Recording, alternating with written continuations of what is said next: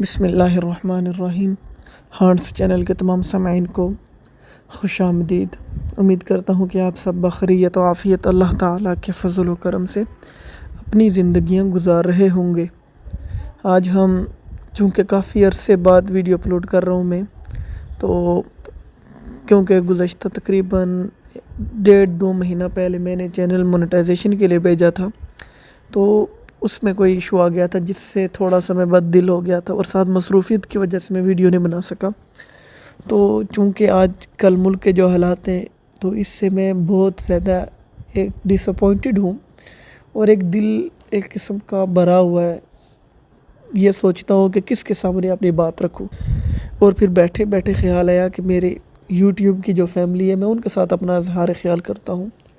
تو ویڈیو شروع کرتے ہیں۔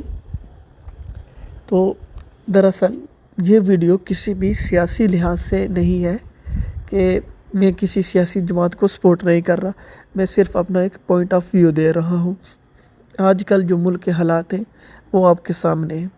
تو مجھے جس بات پہ سب سے زیادہ دکھ ہوا، جو میرے دل کو جو بات لگی ہے، سیاست، ہر ایک بندہ جب سیاست میں آتا ہے وہ اپنی مرضی کی منمانی کرتا ہے۔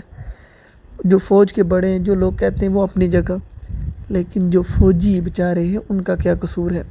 فوجی املاک کا کیا قصور ہے؟ ہمارے جو بڑے بڑے لوگ تھے جنہوں نے ملک کا نام بنایا ہے، جیسے ایم عالم وغیرہ، ان کی یادیں، ان کے جو وہاں پہ چوکوں چوراہوں پہ ان کے طیارے کے جو ماڈل بنا ہوا تھا، اور اس کے علاوہ بھی جو ہمارے جو نشان حیدر والے جو بڑے بڑے فوجی تھے، ان کی یادگاریں بنی ہوئی تھی، ان تمام یادگاروں کو کس طرح نقصان پہنچایا گیا، ان تمام چیزوں کو دیکھتے ہوئے مجھے بہت شدید صدمہ پہنچا۔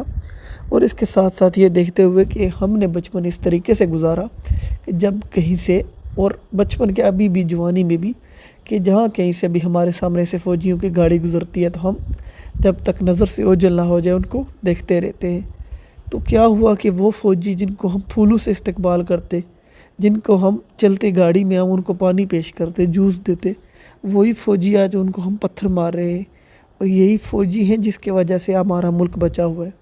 نہیں تو انڈیا نے اور دوسرے ممالک نے کوئی کسر نہیں چھوڑی ہمارے ملک کو تباہ کرنے میں۔ یہی فوجی ہیں، یہی فوجی جس کی وجہ سے آج ہم چین کی سانس لے رہے ہیں۔ نہیں تو اتنی بڑی انڈیا کی آرمی ہے، وہ ہمیں کب کا نیست و نبود کر دیتی۔ اور آج ہم کیا کر رہے ہیں کہ دنیا کی کوئی فوج تو پاک فوج کو ہرا نہیں سکتی، لیکن ہم کہتے ہیں جی ہم ہیں نا اس کام کے لیے، تو ہم اپنی فوج کو کس طریقے سے نقصان پہنچا رہے ہیں۔ اپنی فوج کو ہر طریقے سے ہم کہہ رہے ہیں جی اندرونی معاملات میں وہ لگی رہے، اور باہر سے آئے کوئی بھی اور ہمارے ملک کو نقصان پہنچا دے۔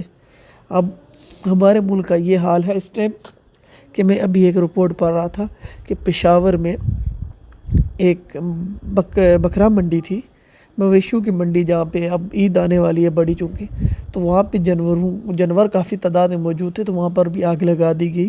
تقریباً 100 سے زیادہ جانور زندہ جل گئے، اور اس کے بعد کچھ جانور وہاں سے کوئی چوری کر کے لے گیا۔ اس طریقے سے لوگوں کی گاڑیاں چھن گئی، کاریں چھن گئی، ایمبولینس کے راستے بند ہو گئے۔ میں کسی بھی جماعت سے پھر کہہ رہا ہوں میرا تعلق نہیں ہے، اگر پروٹیسٹ، غلط پروٹیسٹ، تشدد والا پروٹیسٹ اگر پی ایم ایل این، اگر JUI والے بھی کریں، PTI والے کریں، جو بھی کریں، میں ان کے ساتھ نہیں ہوں۔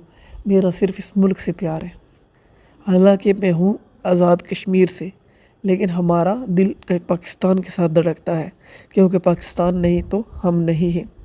تو آپ تمام سامعین سے میری یہی گزارش ہے کہ آپ اپنے ملک کو دیکھیں۔ یہ پارٹیاں آتی جاتی رہیں گی، کسی کی شخصیت پرستی نہ کریں، کہ کسی شخص کے لیے ہم اپنے ملک کو نقصان پہنچائیں، اپنے املاک کو نقصان پہنچائیں۔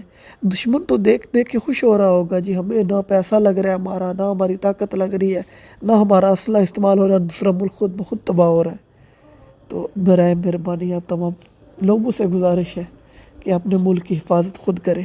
اللہ تعالیٰ ہم سب کو اس ملک میں اچھے طریقے سے رہنے کی توفیق عطا فرمائے، اور اللہ تعالیٰ اس ملک کا نگہبان ہو۔